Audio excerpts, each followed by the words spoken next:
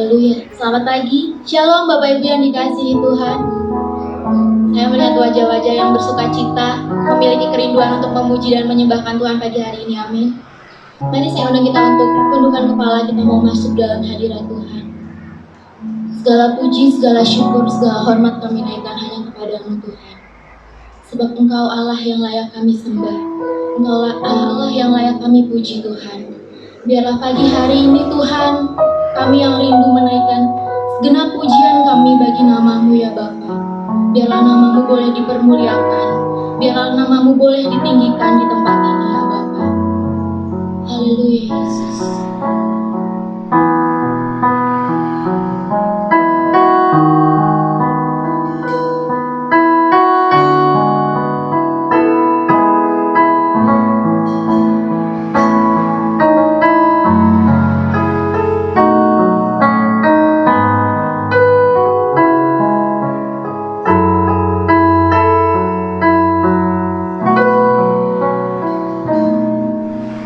Betapa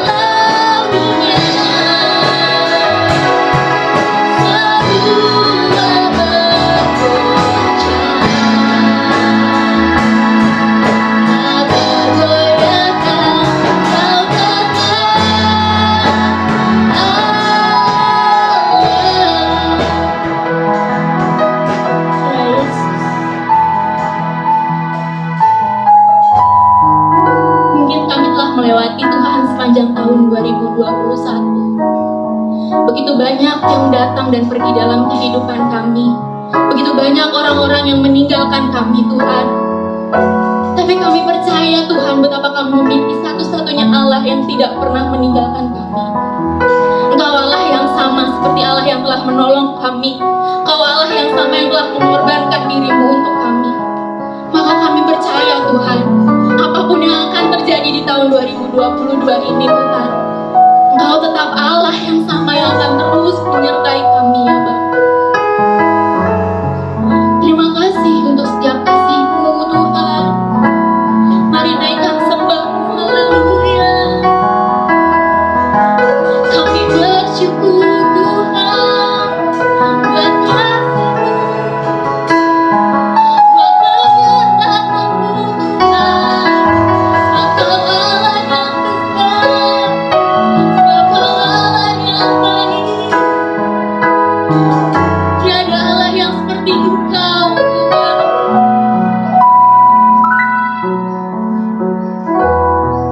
Haleluya, Yesus. Inilah kerinduan kami, Tuhan. Kami mau terus katakan, Tuhan.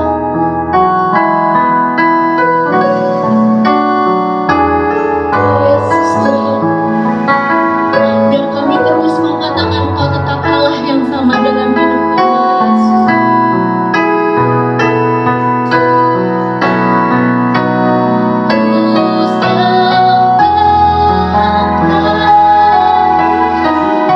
Haleluya, Yesus. Amin.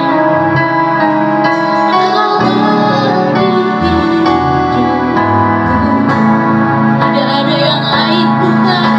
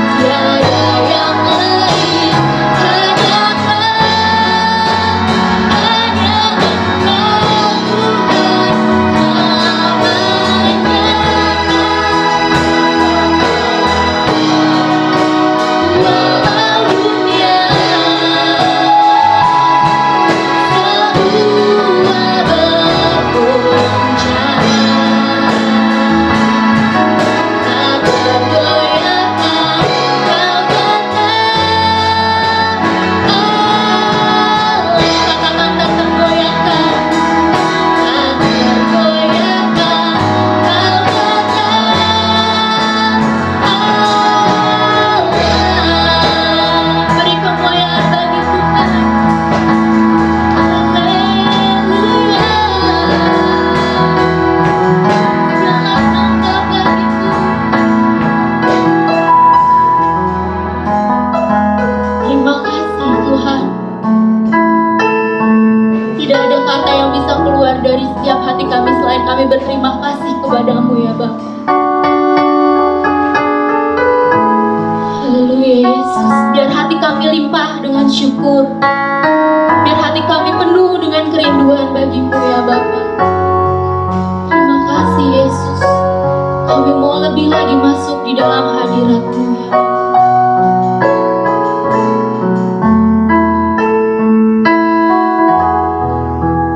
Haleluya, Yesus. Haleluya.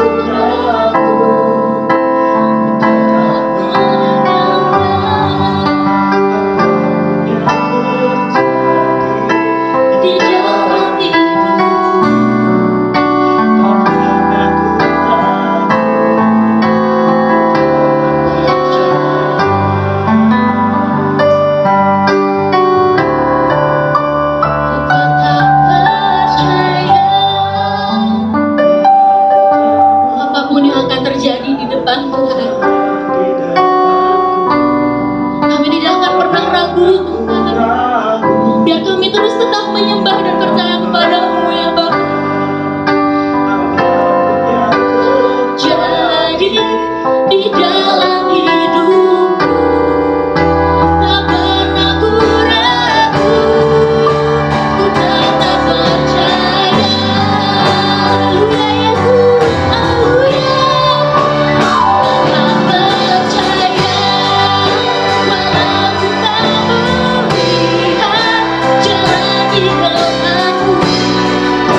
Tak pernah ku ragu,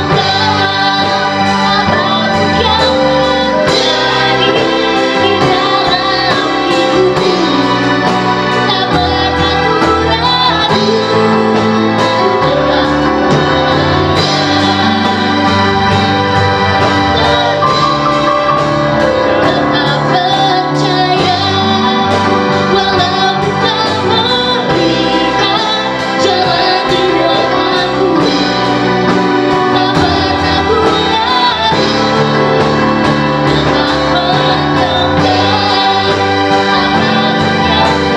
terjadi di dalam hidupku. Tak pernah ku ragu, ku tetap percaya. Tak pernah ku ragu, ku tetap percaya. Tak pernah ku ragu, ku tetap percaya.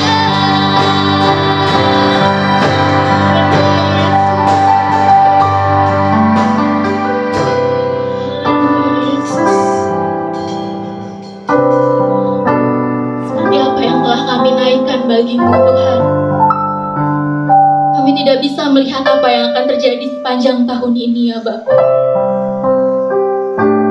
Tapi kami bersyukur Tuhan, kalau Engkau telah memilih kami sebagai anak-anak-Mu. Kami bersyukur kamu memiliki Allah seperti Engkau.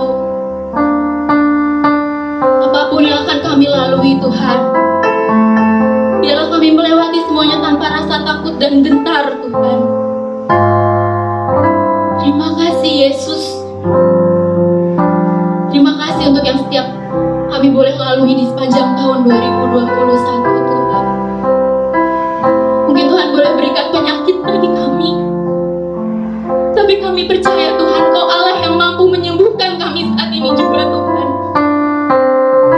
Mungkin Kau memberikan pergumulan yang berat dalam hidup kami, tapi kami percaya dengan iman kami telah bebas saat ini juga Tuhan. Biar kami yang terbelenggu Engkau membebaskan, Kau melepaskan setiap kami.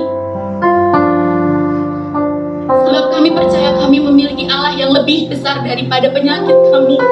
Kami memiliki Allah yang jauh lebih besar daripada masalah dalam hidup kami. Terima kasih Tuhan Kau telah memilih kami. Terima kasih Yesus. Kuatkan iman kami kembali dengan kebenaran firman-Mu ya Bapa. Kau berkati hamba-Mu. Kau yang memberikan hikmat bagi setiap kami di tempat ini Tuhan. Biar apa yang boleh disampaikan oleh hamba-Mu ya Bapa, mungkin itu teguran bagi kehidupan kami, mungkin itu penguat bagi kehidupan kami, mungkin itu obat dalam kehidupan kami Tuhan. Biarlah hikmat itu boleh mengalir dalam hidup kami ya Bapa. Biar apa yang boleh keluar dari lidah bibir hamba-Mu Tuhan, hanya kebenaran-Mu saja ya Bapa. Terima kasih Tuhan, terima kasih Yesus. Mari yang siap mendengarkan kebenaran firman Tuhan sama-sama kita katakan, amin. Puji Tuhan, haleluya, haleluya. Tuhan memberkati Bapak Ibu dan saudara-saudara sekalian.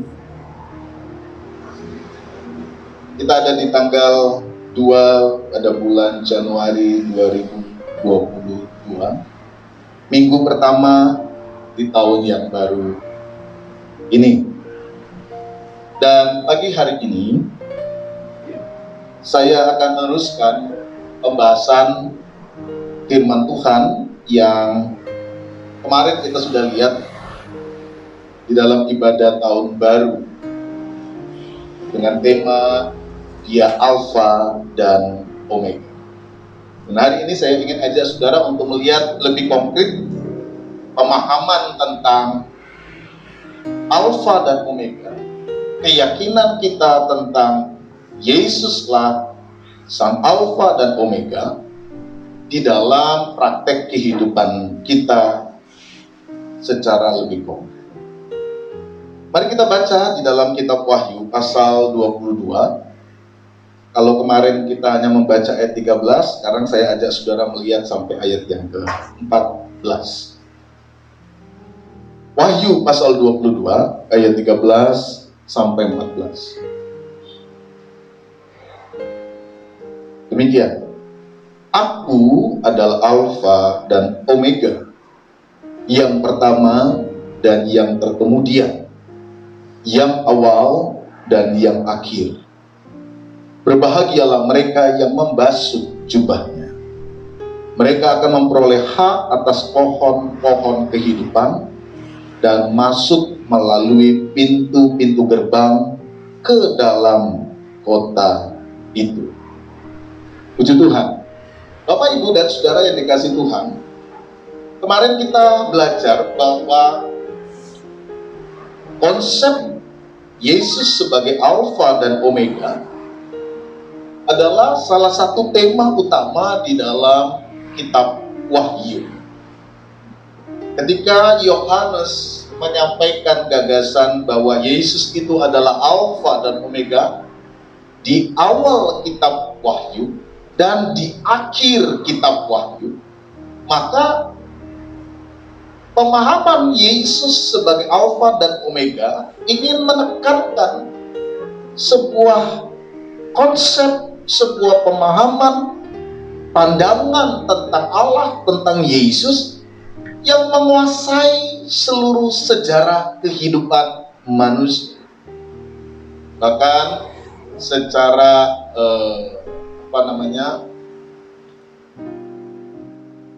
konsep literasinya sudah ingin ditunjukkan oleh Yohanes dengan menegaskan Yesus sebagai Alfa dan Omega di dalam bagian awal kitabnya, yang kemudian nanti ditutup juga dengan konsep Alfa dan Omega. Jadi dari struktur kitabnya, pembaca itu diajak, dimulai dari Yesus Sang Alfa dan Omega, dan diakhiri juga dengan Yesus Sang Alfa dan Omega. Kemarin saya katakan bahwa gagasan Alfa dan Omega itu ingin menunjukkan bahwa Yesuslah yang awal, pencipta segalanya. Alfa, huruf pertama dari huruf Yunani, dan Omega adalah huruf terakhir dari huruf Yunani, dan ingin ditunjukkan dengan gagasan ini bahwa Yesuslah yang memprakarsai. Yesus diyakini sebagai pribadi yang ada di awal kehidupan ini, dan Yesus juga pribadi yang adalah bagian akhir dari kehidupan ini, atau yang menyempurnakan kehidupan ini. Dan ketika ini disampaikan kepada umat Tuhan yang kita baca di kitab Wahyu, yang pada waktu itu sedang ada di dalam sebuah tantangan kehidupan, sebuah pergumulan yang berat, aniaya yang begitu dahsyat, maka Yohanes sebagai penulis kitab Wahyu ingin menunjukkan siapa Yesus itu. Yesus itu tidak lain adalah Allah yang menguasai sejarah kehidupan. Nah, ketika umat itu diarahkan untuk melihat gambaran Yesus sebagai Alfa dan Omega, maka umat Tuhan yang secara praktis ada di dalam pergumulan hidup itu terbuka matanya. Oh, ternyata kita itu beribadah, kita itu menuhankan sosok pribadi yang adalah penguasa seluruh alam ini. Nah, ketika umat sadar akan hal ini, maka umat Tuhan yang menghadapi tantangan tadi umat Tuhan yang sedang ada di dalam pergumulan tadi, itu terbangun iman, dibangkitkan iman, dibangkitkan kekuatannya di tengah-tengah pergumulan, tantangan, persoalan yang dihadapi, tantangan yang dihadapi, persoalan yang digumuli. Bagi jemaat, bagi umat yang sadar bahwa Yesus itu adalah Alfa, Yesus itu adalah Omega, menyadari bahwa apa yang ia hadapi, pergumulan yang ia hadapi bukanlah sesuatu yang luput dari pandangan Allah. Nah, ini yang mau disampaikan.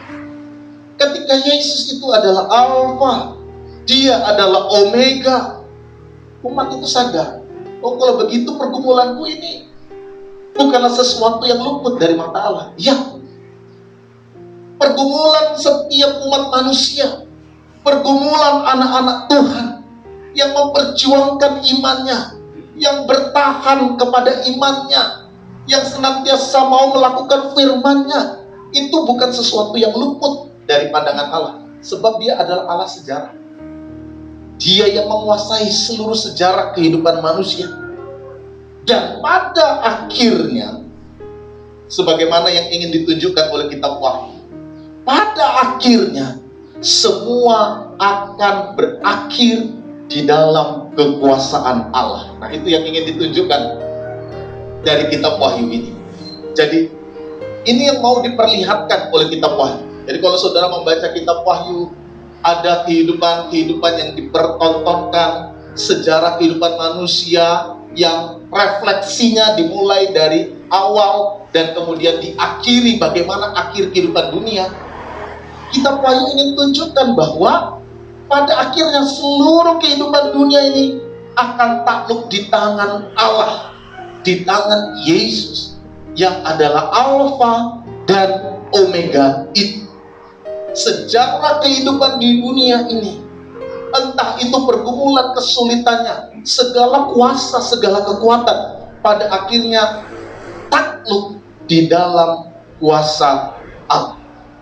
Nah, saudara, dengan gambaran ini, maka setiap kali kita membaca kitab Wahyu, kita itu dibawa untuk melihat sebuah fakta bahwa Allah lah penguasa atas alam.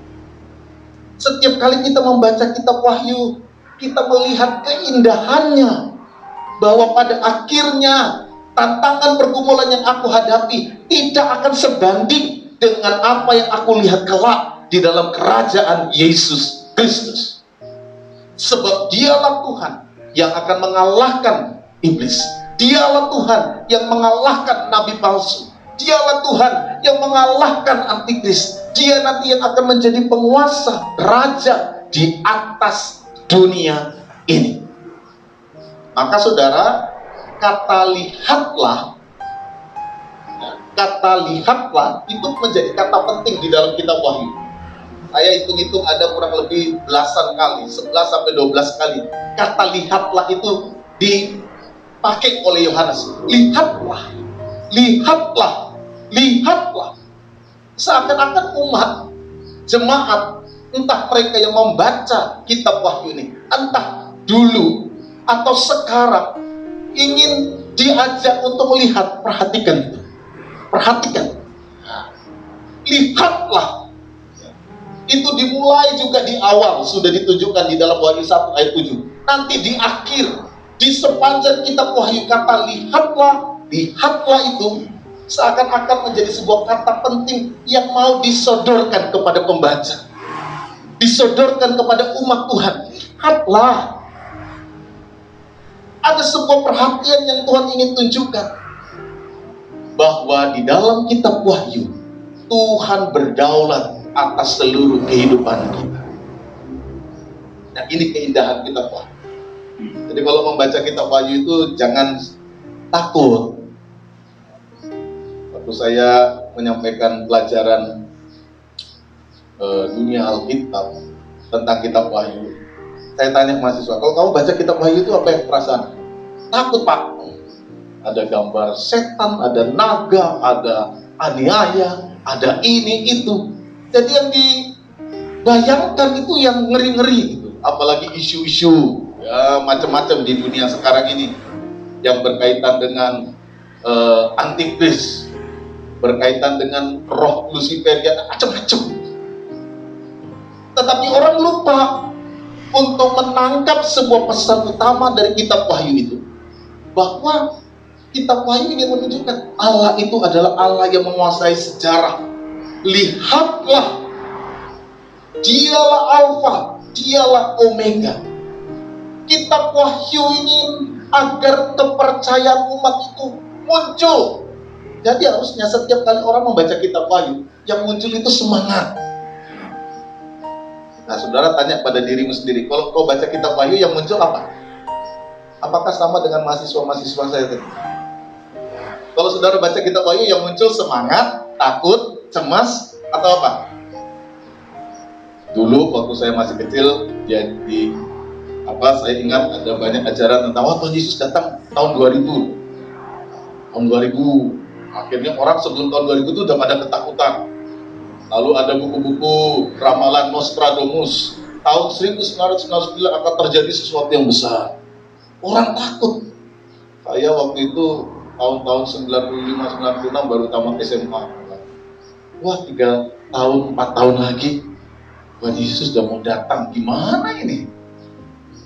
Orang akhirnya cemas, takut, lalu membayangkan antikris itu nanti hukum dipotong, dicabut, macam-macam. Lihat film-filmnya itu membuat orang takut. Orang akhirnya kehilangan sebuah visi besar dari kitab Wahyu, yang mana ingin menghadirkan kepercayaan dengan mengatakan dialah Alfa, dialah Omega. Pesan utama dari kitab Wahyu adalah bagaimana kepercayaan yang lahir akibat keyakinan, kepercayaan yang melihat fakta bahwa Tuhan itu berkuasa atas seluruh sejarah hidup, melahirkan sebuah ketaatan dan ketabahan. Nah, itu poin penting. Mengerti bahwa Allah itu adalah penguasa sejarah hidup, maka membuat kita yang sekarang sedang berjalan di dalam sejarah hidup ini, yang banyak pergumulannya, turun naik itu hidupnya, menjadi lebih yakin menapaki hari-hari kita, termasuk menapaki hari kita di tahun yang baru ini, yang kita tidak tahu penuh tanda tanya, yang kita tidak tahu pergumulannya seperti apa, tapi meyakini bahwa Tuhan itu adalah Alfa, dialah Omega, membuat kita itu lebih yakin, membuat kita itu lebih mantap, membuat kita itu lebih kuat berjalan. Sehingga yang lahir, saudara, adalah kepercayaan. Nah, ketika kepercayaan ini muncul, kepercayaan ini menjadi modal menghadapi pergumulan, entah persoalan, entah sakit penyakit, entah pergumulan, entah beban berat yang menghiasi perjalanan kehidupan. Yang namanya manusia itu berjalan di dunia ini, hadapinya itu. Fakta di dunia ini kita tidak bisa elak. Pergumulan, tantangan, sakit penyakit, persoalan, itu bagian dari kehidupan. Itu bagian dari perjalanan hidup kita ini. Kita tidak bisa kemudian memungkirinya. Manusia tumbuh dari kecil sampai masa puncak kehidupannya, lalu kemudian sampai turun lagi pada masa di mana dia menjadi lemah dan akhirnya mati. Kehidupan itu seperti itu. Kadang di dalam persoalan hidup itu ya turun naik. Ada masa di mana dia menikmati sesuatu yang baik, ada masa di mana dia mengalami pergumulan. Inilah pergumulan hidup manusia. Tetapi firman Allah ingin tunjukkan, sekalipun fakta hidupmu itu seperti ini, kita yang telah ditebus oleh Tuhan berjalan kepada sebuah akhir perjalanan kehidupan, di mana di ujungnya kita dapat melihat karya Allah yang besar bagi hidup kita. Di mana pada akhirnya siapapun, entah hidup di dunia atau dalam dalam kehidupan di masa depan yang akan datang, kita melihat bahwa Allah yang sekarang kita muliakan, yang sekarang kita puji dan kita agungkan di dalam nama Tuhan Yesus adalah Allah yang mengatur kehidupan kita dari awal sampai akhir. Dia ada. Sejak awal dia ada sampai akhir. Itu sebabnya Wahyu 1 ayat 8 yang berbicara tentang dialah Alfa dan Omega. Dialah Allah yang ada, yang sudah ada, yang akan datang. Dia tetap menjadi Allah kita. Dia tetap memperhatikan kita. Sehingga di dalam pergumulan hidup yang turun naik, kita dapat menjalaninya dengan penuh ketaatan dan ketabahan. Karena apa? Karena kita percaya bahwa hidup kita ini pada akhirnya bergerak kepada sebuah rencana dan kehendak Allah, di mana Allah hadir di dalam setiap fase kehidupan kita dari awal sampai akhir. Nah, secara konkret, saudara, pemahaman dan keyakinan bahwa Yesus itu adalah Alfa dan Omega harus terlihat, harus nampak di dalam kehidupan kita. Ketika kita berkata, ya, saya percaya Yesus adalah Alfa dan Omega. Dia yang awal, dia yang akhir. Dia yang sudah memprakarsa hidup kita dan terus memimpin hidup kita sampai pada kesudahannya. Itu harus terlihat dalam tindakan konkretnya. Itu artinya percaya. Nah, jadi ketika kita berkata, saya percaya kepada Allah, buktinya. Saya percaya kepada Allah, wujudnya. Saya meyakini Allah, bentuk konkretnya. Apa? Nah, kemudian kita lihat dalam ayat yang ke-14. Bentuk konkret yang ingin ditunjukkan dari gagasan pemahaman bahwa Yesus adalah Alfa dan Omega, dikatakan, berbahagialah mereka yang membasuh jubahnya. Mereka akan memperoleh hak atas pohon-pohon kehidupan dan masuk melalui pintu-pintu gerbang ke dalam kota itu. Ketaatan menurut Wahyu 22 ayat 14 ini harus diwujudkan dengan sebuah tindakan yang disimbolkan dengan membasuh jubahnya. Membasuh jubahnya. Apa maksudnya? Apa artinya ketika surat atau kitab Wahyu dalam pasal 22 ayat 14 ini dikatakan bahwa mereka yang percaya, mereka yang berbahagia, mereka yang meyakini bahwa Allah itu adalah Alfa dan Omega, adalah mereka yang membasuh jubahnya. Nah, kita lihat bagaimana kitab Wahyu sebenarnya memahami istilah jubah ini ya. Mari kita lihat Wahyu pasal 7 ayat 9, lalu ayat 13, lalu ayat 14. Tentu banyak pengertian tentang jubah, tetapi mari kita lihat bagaimana Wahyu sendiri mencoba memahami, sehingga dia menyebut yang berbahagia itu mereka yang membasuh jubahnya. Ayat 9 dari Wahyu pasal 7. Kemudian daripada itu aku melihat sesungguhnya suatu kumpulan besar orang banyak yang tidak dapat terhitung banyaknya, dari segala bangsa dan suku dan kaum dan bahasa. Dan ini seorang di seluruh dunia, berdiri di hadapan tahta dan di hadapan anak domba, memakai jubah putih dan memegang daun-daun palem di tangan mereka. Jadi digambarkan bahwa ada sekumpulan orang banyak di hadapan tahta Allah yang memakai jubah putih. Pertanyaannya, apa artinya jubah putih itu? Ayat 13. Dan seorang dari antara tua-tua itu berkata kepadaku, berkata kepada Yohanes yang melihat penglihatan itu, siapakah mereka yang memakai jubah putih itu, dan dari manakah mereka datang? Siapa yang pakai jubah putih itu? Siapa mereka yang memakai jubah putih yang berdiri di hadapan tahta Allah pada akhirnya, yang berdiri di hadapan tahta Allah? Maka kataku kepadanya, kata Yohanes, "Tuanku, tentu Tuhan mengetahuinya." Lalu ia berkata kepada, jadi rupanya tua-tua itu hanya ingin pertanyaannya itu retorik. Dia tahu, tapi dia coba tanya ke Yohanes, "Yohanes, kau tahu nggak siapa orang-orang itu?" Nah, kemudian dia menjawab. Lalu ia berkata kepada, "Mereka ini adalah orang-orang yang keluar dari kesusahan yang besar, dan mereka telah mencuci jubah mereka dan membuatnya putih di dalam darah anak domba." Saudara lihat, gagasan jubah ini adalah sebuah gambaran dari kehidupan orang-orang yang mau hidup di dalam keselamatan Kristus. Darah anak domba yang mencuci jubah mereka.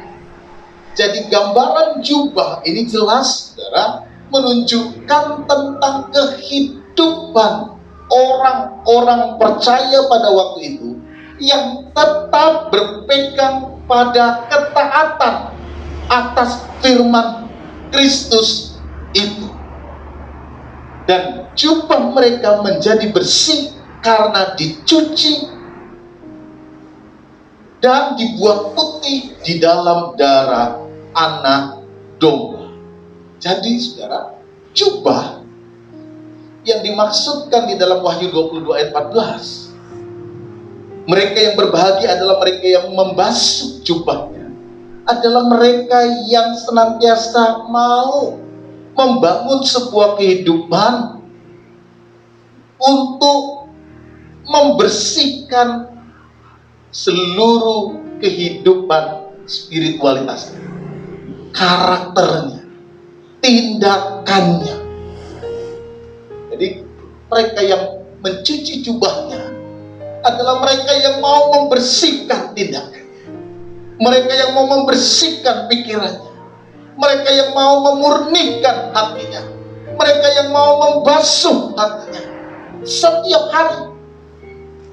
Sebab kata membasuh, membersihkan itu adalah sebuah tindakan yang terus dikerjakan setiap hari.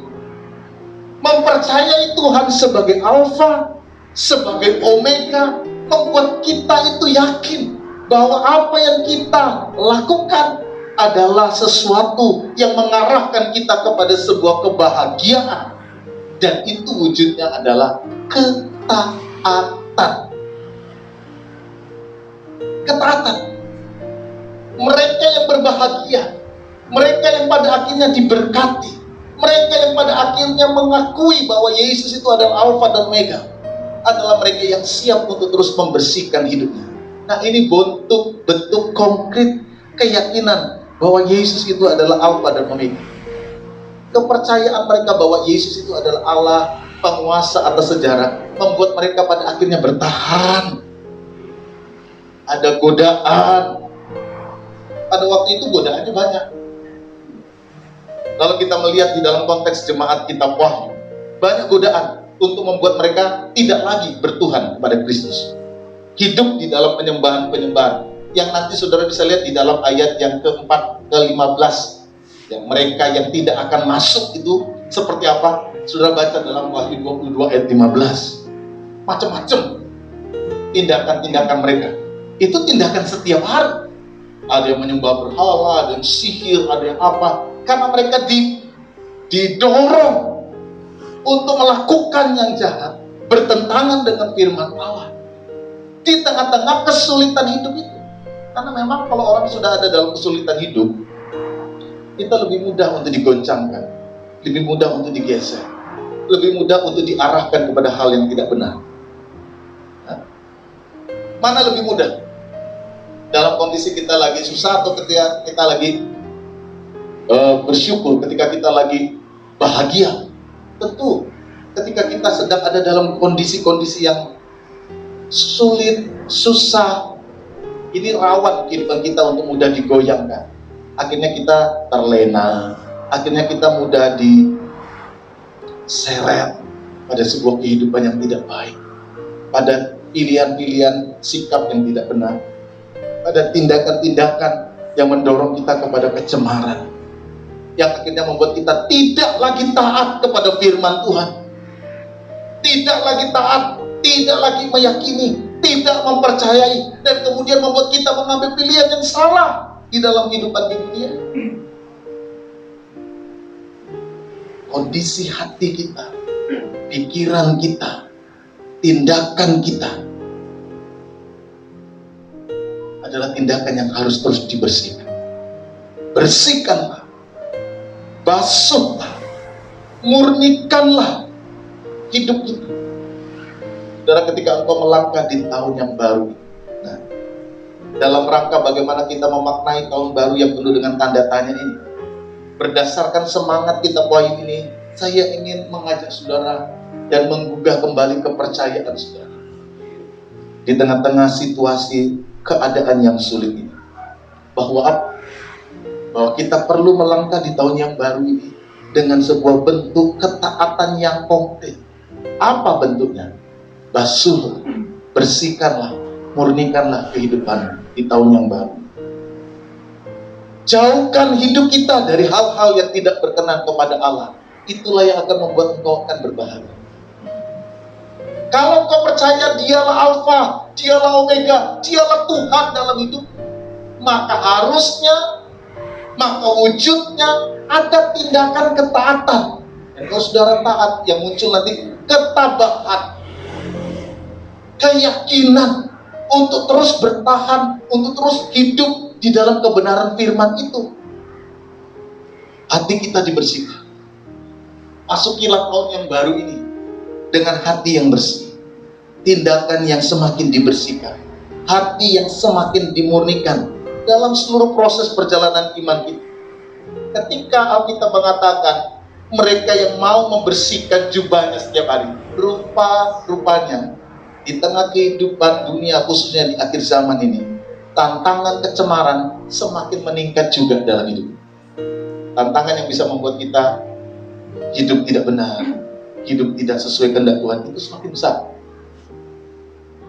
Semakin sulit kehidupan kita, semakin banyak tantangan, semakin banyak hal yang dapat bisa merusak hati hidup kita.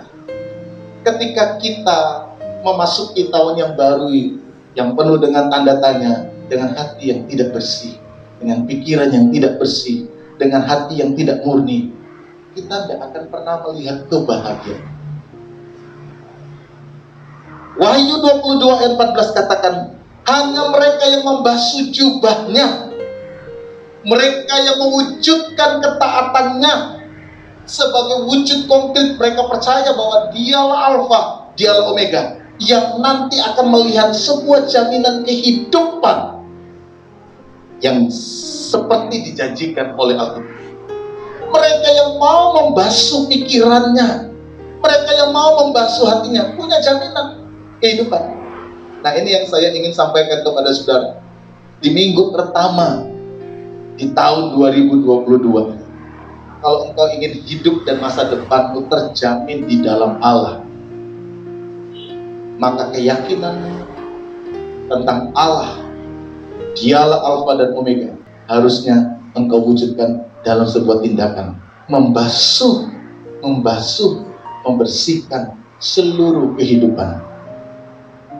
Mereka yang hidup di dalam semangat untuk membersihkan seluruh kehidupannya punya jaminan. Nah, jaminannya apa? Alkitab katakan mereka memiliki akses, mereka memiliki jalan masuk kepada pohon kehidupan. Mereka yang membasuh jubahnya akan memiliki pohon kehidupan. Saudara tahu bahwa pohon kehidupan ini sejak manusia jatuh dalam dosa itu dihadang oleh malaikat Tuhan. Tidak ada yang bisa masuk, tidak ada orang yang bisa menikmati pohon kehidupan itu. Pohon kehidupan ini simbol kebahagiaan sejati. Mereka yang ada di dalam dosa tidak akan pernah dapat melihat pohon kehidupan.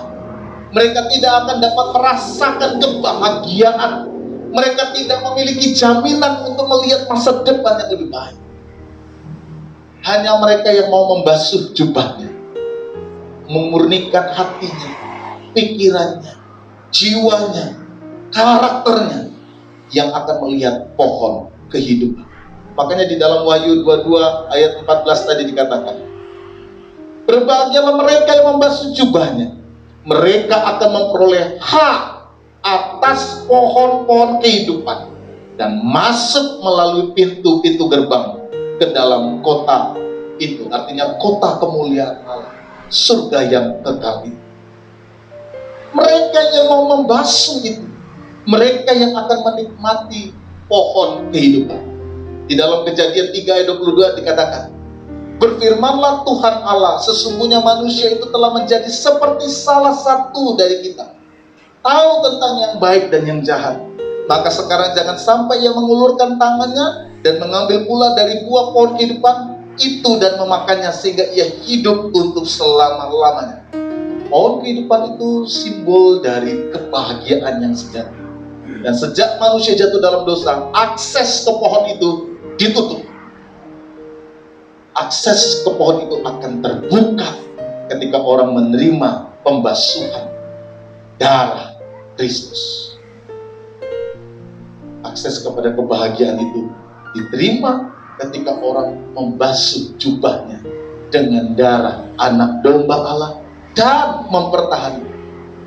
Kalau saudara membaca di dalam Alkitab, pohon kehidupan itu digambarkan dengan banyak cara. Di Amsal itu banyak sekali gambaran tentang pohon kehidupan. Saya tunjukkan satu dari Amsal 3 ayat 18, dikatakan begini, ia menjadi pohon kehidupan bagi orang yang memegangnya. Siapa yang berpegang padanya akan disebut berbahagia. Jadi setiap orang yang menikmati pohon kehidupan, entah dalam bentuk apa. Jadi kalau sesuatu itu sudah disimbolkan sebagai pohon kehidupan, maka orang itu akan berbahagia. Dan di dalam Wahyu 22 ayat 2, di situ juga disinggung tentang pohon kehidupan.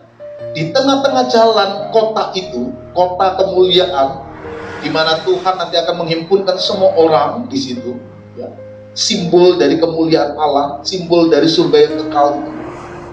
Yaitu di seberang menyeberang sungai itu ada pohon-pohon kehidupan yang berbuah 12 kali, tiap-tiap bulan sekali, dan daun pohon-pohon itu dipakai untuk menyembuhkan bangsa-bangsa. Di mana ada pohon kehidupan, di situ ada kesembuhan. Di mana ada pohon kehidupan, di situ ada kebahagiaan. Di mana ada pohon kehidupan, di situ ada kekekalan. Di mana ada pohon kehidupan, di situ ada sumber kebahagiaan.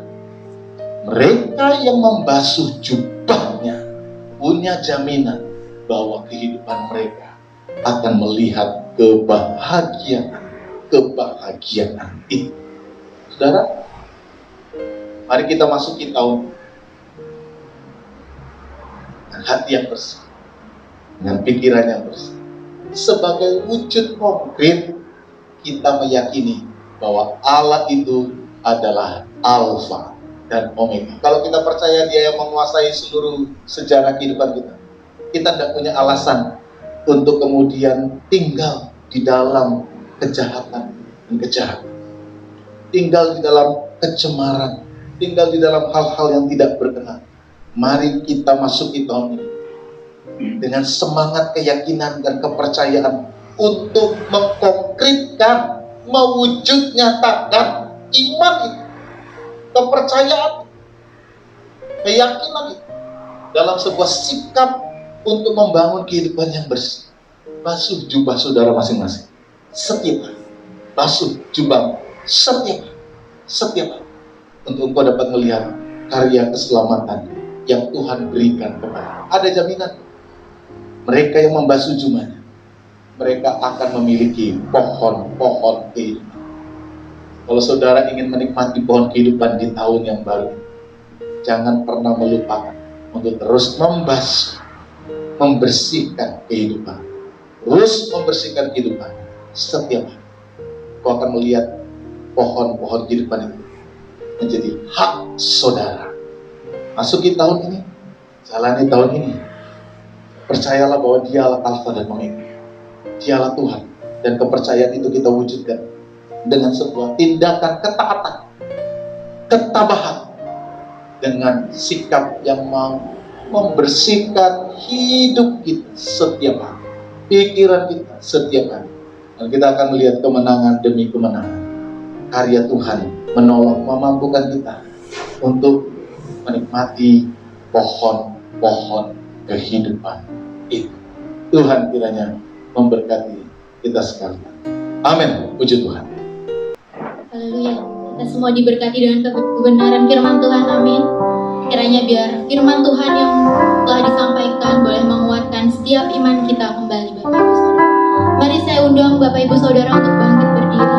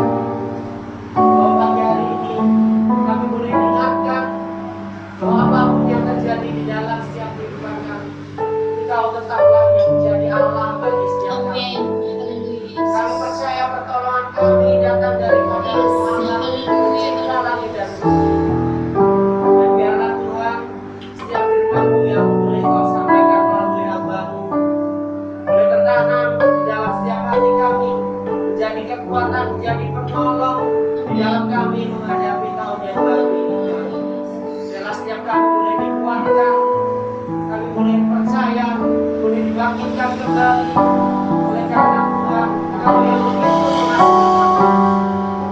Biarlah Tuhan, hamba-Mu boleh berhenti berbicara, kami percaya firman-Mu senantiasa ada di dalam setiap kehidupan kami. Dan kami boleh mengucap syukur Tuhan, bila mana pagi hari ini Tuhan, Kau masih memberikan kesempatan ini. Sebentar kami akan memberikan persembahan bagimu Tuhan, dan yang Kau sucikan kuduskan setiap tangan-tangan yang kami berikan jadi persembahan yang baik dan kudus dan berkenan. Serahkan di dalam nama Tuhan Yesus Kristus kami berdoa. Amin. Amin. Kita akan memberikan persembahan. Saya persilakan Bapak Ibu untuk duduk.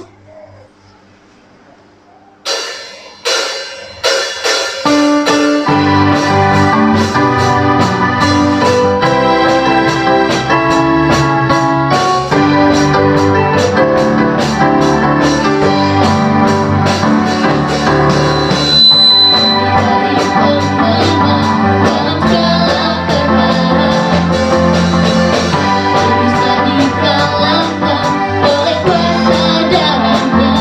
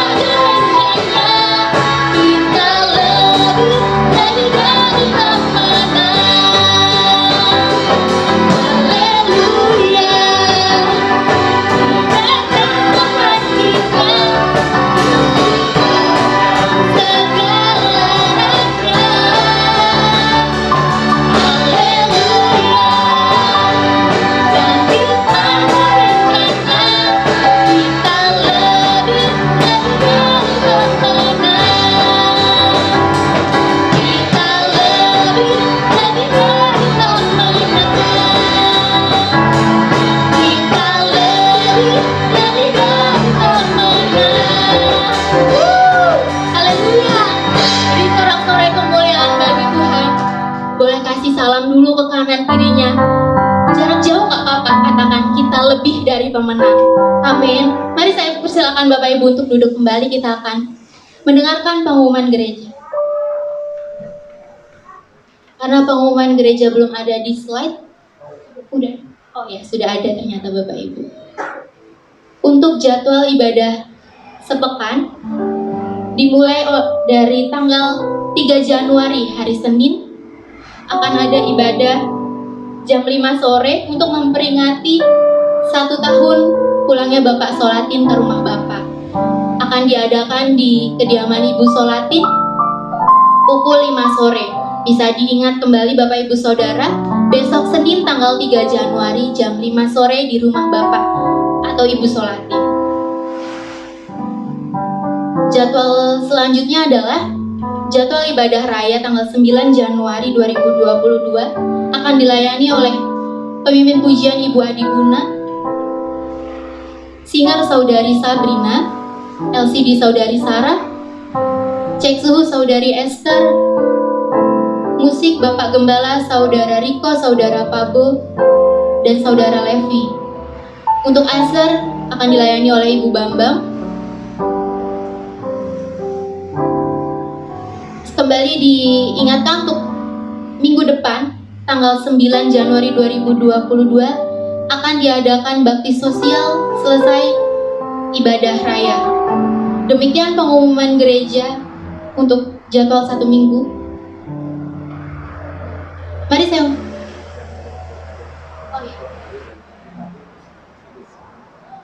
Bapak Ibu Saudara bisa melihat di depan sini ada kotak berwarna biru untuk Bapak Ibu atau saudara yang mungkin kemarin belum sempat datang ibadah perayaan tahun baru. Ada ayat yang bisa diambil di depan sini. Kiranya Tuhan memberkati Bapak Ibu Saudara sekalian. Mari saya undang Bapak Ibu untuk bangkit berdiri.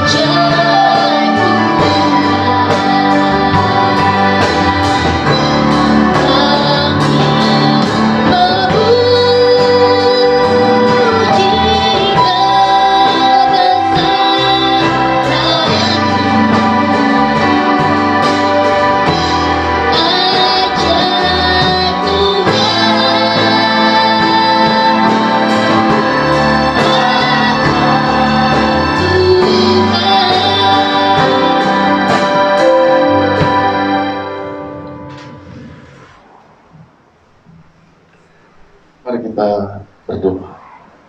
Di akhir ibadah minggu pertama di tahun 2022, kami bersyukur kepada Tuhan karena Engkau sudah menghentar kami, mempersiapkan kami untuk memasuki tahun ini dengan sebuah keyakinan bahwa Engkaulah Alfa dan Omega, yang awal dan yang akhir. Kami tahu bahwa keyakinan itu menolong kami untuk semakin taat, semakin kuat untuk menjalani hari-hari ini dan memaksimalkan hidup kami untuk senantiasa membersihkan hati dan pikiran kami agar kami memiliki akses melihat, merasakan, dan menikmati pohon kehidupan yang Tuhan berikan kepada kami. Berkati setiap hidup jemaat-Mu, bawa mereka untuk lebih kuat, untuk lebih yakin dan percaya bahwa Tuhan beserta dengan mereka apapun situasi kehidupan yang mereka hadapi. Pergumulan, persoalan, tantangan, aniaya tidak akan pernah dapat ditukar oleh kebahagiaan yang akan kami rasakan kelak bersama dengan Tuhan. Karena itu Tuhan, teruslah tinggal diam di dalam hati kami. Tuhan, Engkau memberkati hidup jemaat-Mu di sepanjang minggu yang akan kami jalani.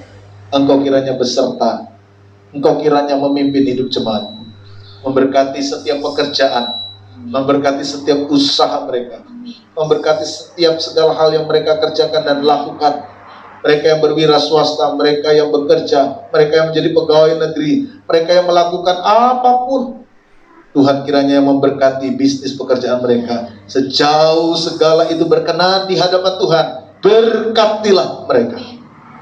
Mereka yang lemah, mereka yang sakit, kiranya Engkau berkemurahan. Engkau yang menyatakan kuasa dan mujizat. sempurnakan kesembuhan-Mu atas Papa Elsa, sehingga dia boleh sehat, boleh kuat di dalam perlindungan mujizat karya Allah. Engkau juga yang bekerja bagi Ibu Erna, buat Vita, untuk menyempurnakan kesembuhan yang Tuhan kerjakan, lakukan mereka, sehingga mereka dapat melihat karya-karya Tuhan atas kehidupan mereka, memberkati hidup mereka semua. Bahkan jemaat-Mu yang lain yang tidak bisa hadir pagi ini, kalau mereka sakit, Engkau yang jamah mereka, sembuhkan mereka di dalam nama Yesus. Mujizat Tuhan dinyatakan, kuasa Tuhan dinyatakan.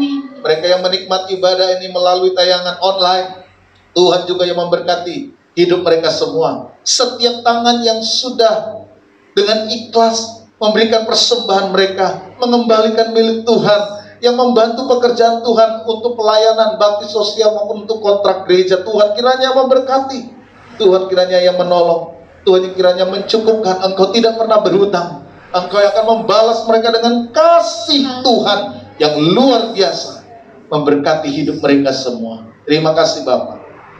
Kami menyerahkan acara-acara di sepanjang minggu ini ke dalam tangan. Tuhan kiranya menolong dan memberkati. Turunlah sekarang berkat-Mu, karena kami sebentar akan kembali pulang ke rumah kami masing-masing, dan kami boleh tiba di rumah kami dengan selamat. Turunkanlah tangan berkat Tuhan atas kami sekalian. Saudaraku yang terkasih, pulanglah, bawalah berkat Tuhan. Kiranya anugerah damai sejahtera dari Tuhan Yesus Kristus, kasih Allah Bapa dalam persekutuan Roh Kudus menyertai, memberkati Bapak, Ibu, dan saudara sekalian hari ini sampai selama-lamanya. Tuhan yang mengangkat engkau, Tuhan yang memberikan kepadamu hari depan yang penuh harapan dan sukacita, yang Ia kerjakan hari ini sampai selama-lamanya, dalam berkat nama Tuhan Yesus Kristus. Haleluya. Amin. Selamat siang. Tuhan memberkati Bapak, Ibu, dan saudara sekalian.